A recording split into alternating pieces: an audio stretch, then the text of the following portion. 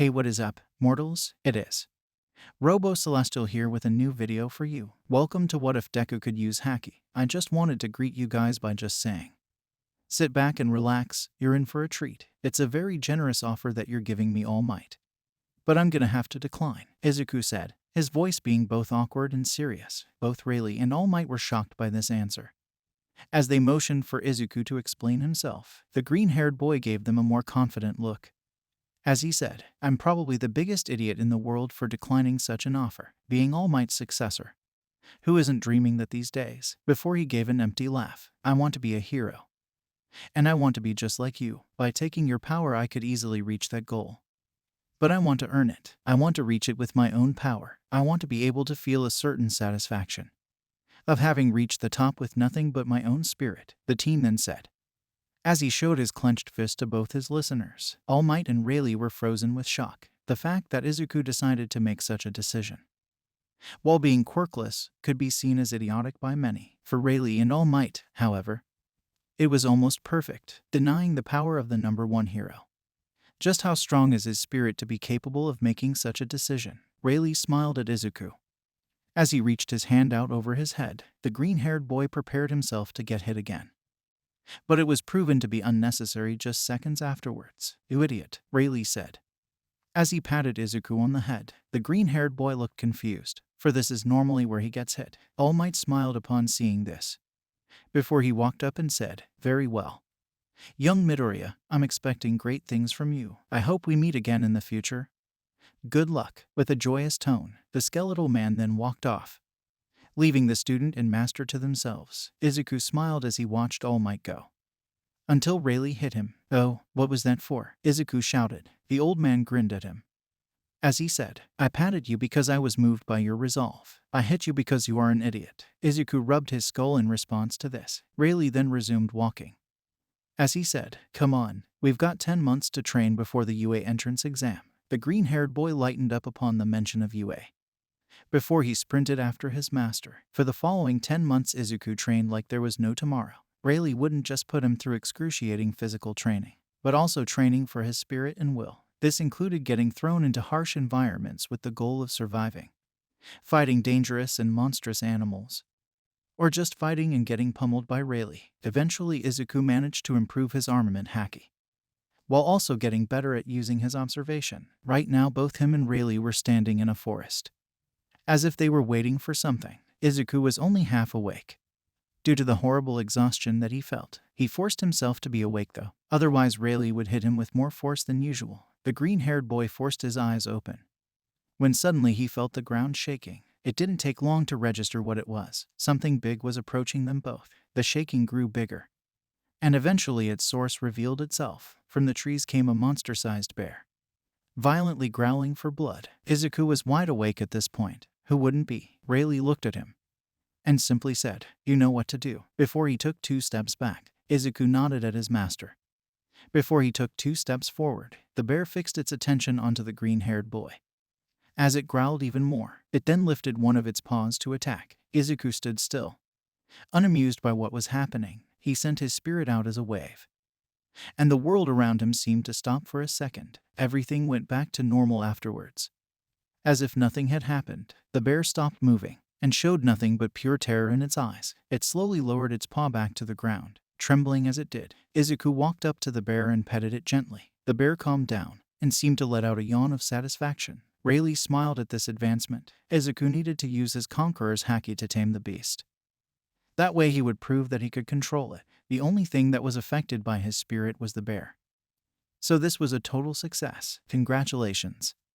You can now control your conqueror's spirit. How do you feel? Rayleigh asked, with a broad smile over his face. Izuku turned his tired eyes over to his master, as he answered, tired, maybe hungry, but mostly tired. With a very dull voice, Rayleigh kept his smile, as he walked up to the green-haired boy and hit him again. Good, because the entrance exam starts in just a few hours, he said. Before Izuku could comment about being hit for no reason, the green-haired boy began to panic. He quickly grabbed his things and then ran like there was no tomorrow. Rayleigh watched this panic chaos unfold before his eyes.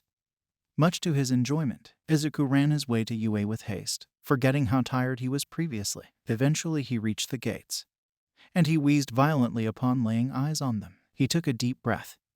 As he mentally prepared himself, whatever happened today would decide his future. So he had to bring his A game. Izuku walked forward, determined to not let himself fall behind. That is until his foot slipped on an uneven tile and he began to fall. Literally, Izuku cursed himself while falling. He literally had the ability to see more than almost anyone.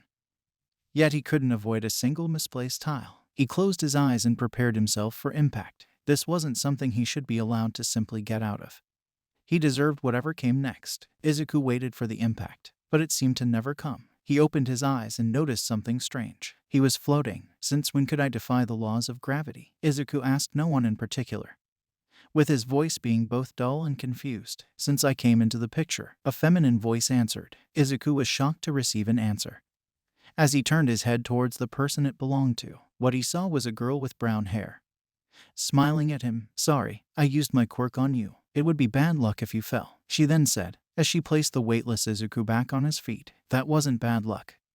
It was just me being bad," Izuku said, as he felt his own body weight come back to him. The girl just giggled at this. She was about to speak, but then she heard the announcement about having to hurry to the auditorium.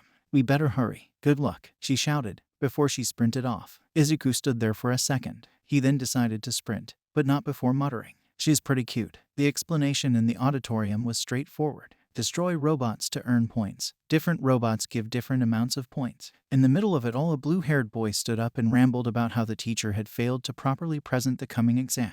That issue was solved quickly when Present Mike explained that there was a fourth robot worth 0 points, and it was difficult to beat. Izuku then made his way over to the fake city and prepared himself for what was about to go down. His body was itching to get started, so he permanently held a stance for when the gate would open. The gate opened without warning, and Izuku immediately rushed through. The other examinees were confused, until Present Mike told them that it had already started and that there are no countdowns in real battles. Izuku sprinted through the field and used armament on his arms to punch the robots to pieces. Eventually, he came up with the idea to infuse pieces of the robots with Haki and use them as weapons. In the monitor room, the teachers were all watching the test go down. They all seemed to be pleased with the various examinees, and some even began to pick their favorites. In the corner of the room, there was a man with blonde hair carefully observing a certain screen. It was the one with a green-haired boy running around and destroying the robots. He was trying to figure out how he did it, how he managed to do the things that he does. But no matter how much he thinks about it,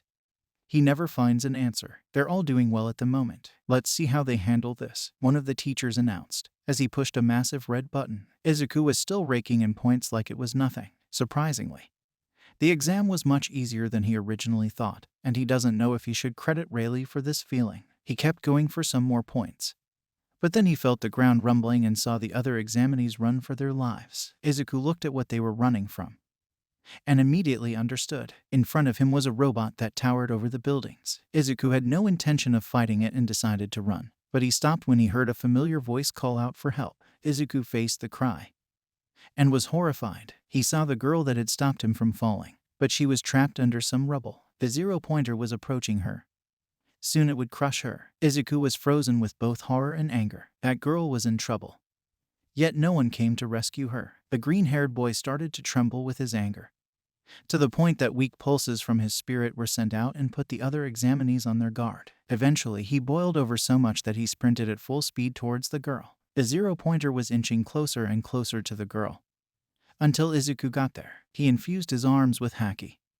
As he pushed the robot back, the 0-pointer staggered slightly, and Izuku took this opportunity to lift the rubble and carry the girl to safety. The 0-pointer resumed its course, but by then Izuku and the girl had already made it to safety. Then suddenly the exam ended, and the examinees were told to go home. As if on cue with the announcement, an old lady in a nurse outfit came out and asked if anyone was injured. On that note, Izuku carried the girl over to the nurse, who then healed her with a kiss. "Thank you so much," the girl said after Izuku put her down. The green-haired boy grew a little nervous as he answered, "There's no need to thank me. I only did what any hero should do." The girl smiled, and Izuku's cheeks turned a little red. "Well, I'll see you later then," the green-haired boy said, before he walked off. The girl was a little confused, but she smiled over him, being confident that they'll both pass. About a week later, a letter from Yue came in. Izuku was nervous, but at the same time he was so eager to see that he tore the whole thing open. Inside the letter was a metal disc, which then displayed a hologram of All Might. The number 1 hero explained that he was the newest faculty member of UA.